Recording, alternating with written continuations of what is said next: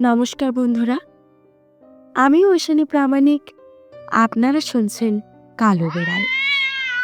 এখানে সেই সমস্ত ভৌতিক সত্য ঘটনা বলা হয় যা শোনার পর রাতের ঘুম উড়ে যায়। আজ আমি কোনো শেয়ার করা ঘটনা বলবো না।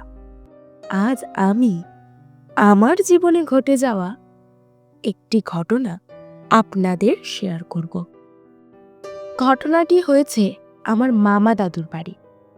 তখন আমার বয়স 14। তখন আমি ক্লাস 9-এ পড়তাম। মামা দাদুর বাড়ি গিয়েছিলাম অনেক আনন্দ নিয়ে ঘুরতে। তখন ছোট ছিলাম, ঘুরতে যেতে ভালোবাসতাম। মামা দাদুর বাড়ি প্রথম গিয়েছিলাম। আমার মামা দাদুর এক মেয়ে এক ছেলে। দিদির বিয়ে হয়ে গিয়েছিল, দাদা বিবাহিত ছিল না, বিয়ের কথাবার্তা চলছিল। দাদা চাকরির জন্য ইন্টারভিউ দিয়েছিল। তো এর মধ্যে দাদার বিয়ের যখন কথা ওঠে, তো দাদা আমাদের ফ্যামিলির সবাইকে জানায় যে আমি একজনকে এরকম ভালোবাসি, আমি তাকে বিয়ে করতে চাই। তো আমাদের ফ্যামিলিতে আমার মামা দাদু, মামা দিদা, আমাদের ফ্যামিলিতে সবাই রাজি ছিল। দাদা যাকে পছন্দ করেছিল তার সাথে বিয়ে দিতে রাজি ছিল সবাই। কিন্তু আমার দাদার যে প্রেমিকা ছিল, মেয়েটার ফ্যামিলি থেকে কেউ মেনে নেয়নি, উল্টে অন্য একটি ছেলের সাথে বিয়ে ঠিক করে।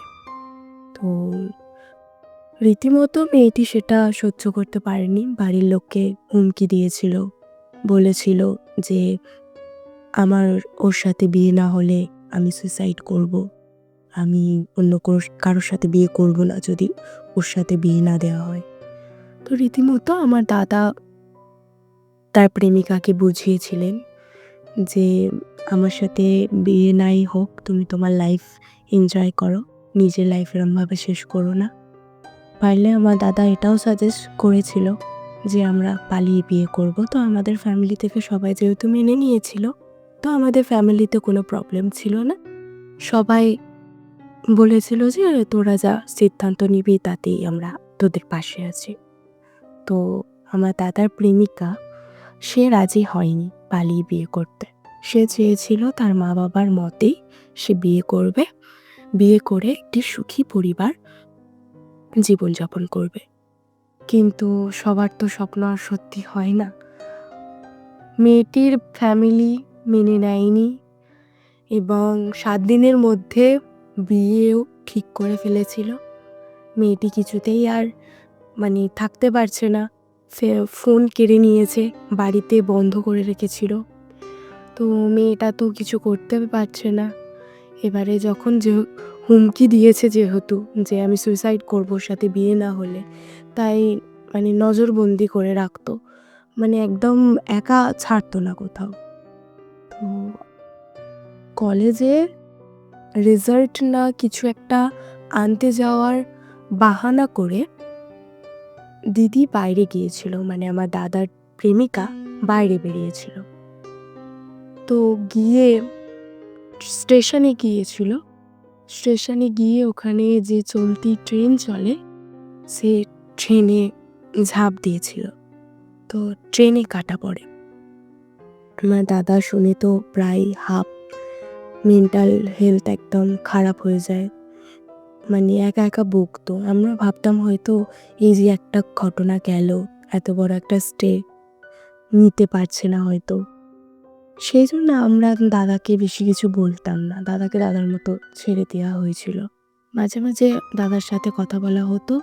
আমাদের সাথে দাদা তত ওই ঘটনাটা হওয়ার পরে আমাদের সাথে আর সে কথা বলতো না অতটা। আগে যেরকম ইয়ার্কি মজা ঠাট্টা করতো সেগুলো আর করতো না, বন্ধ হয়ে গিয়েছিল। তো আমরা ভেবেছিলাম স্বাভাবিক, এরকম একজনকে ভালোবাসতো, যদি এরকম একটা ঘটনা হয় তো স্বাভাবিকভাবেই একটা মানুষ ভেঙে পড়বে। তো আমরাও তাকে হেল্প করার জন্য, তাকে যে সাপোর্ট দেওয়া উচিত সেগুলো আমরা দিতাম। তাও কোনো কাজ হয়নি। দাদা রাত্রিবেলা একা একা কথা বলতো। আমার মামি দিদা সেটা শুনেছে।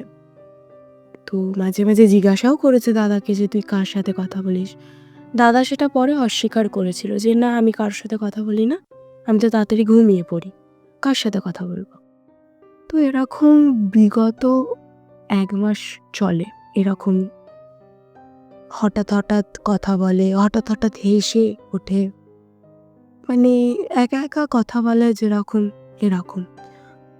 তো একদিন এরকম যেতে, যেতে একদিন হঠাৎ দাদা নতুন ব্লেড কিনে আনে। মানে দাদা তো ব্লেড কিনে আনার মানে কোনো কথাই নয়। কারণ যে চুল দাড়ি ফেলার জন্য যে ব্লেড আনবে সেটা তো কোনো কথাই ছিল না। কারণ দোকানে গিয়ে সেই সমস্ত কাজ হয়।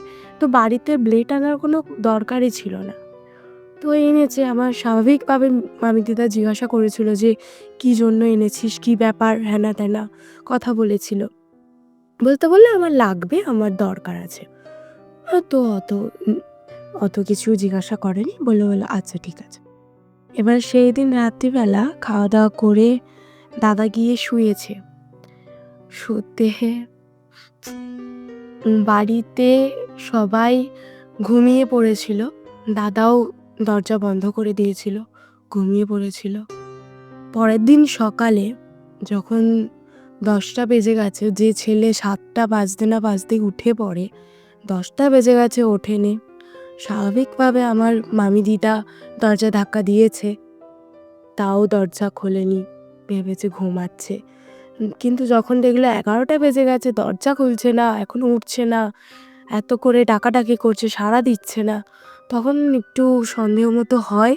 তো ওরা দরজা ভাঙে। দরজা ভেঙে গিয়ে দেখে এরকম ২টো হাত খাটেতে বাঁধা দড়ি দিয়ে। ২টো হাত, ২টো পা খাটেতে দড়ি দিয়ে বাঁধা, এবং নতুন যে ব্লেড এনেছিল সেই ব্লেড দিয়ে গলার নলি কাটা। তো এবারে আমার তো মামিদিদা এবারে তো কান্নায় ভেঙে পড়েছে। এবারে সে বলছে যে, "এরকম ঘটনা কী করে হতে পারে?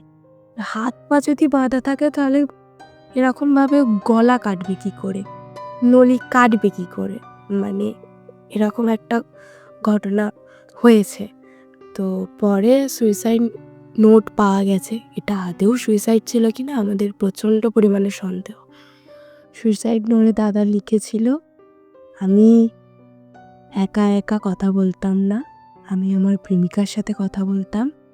ও মারা গেলেও ও আমার সাথেই ছিল।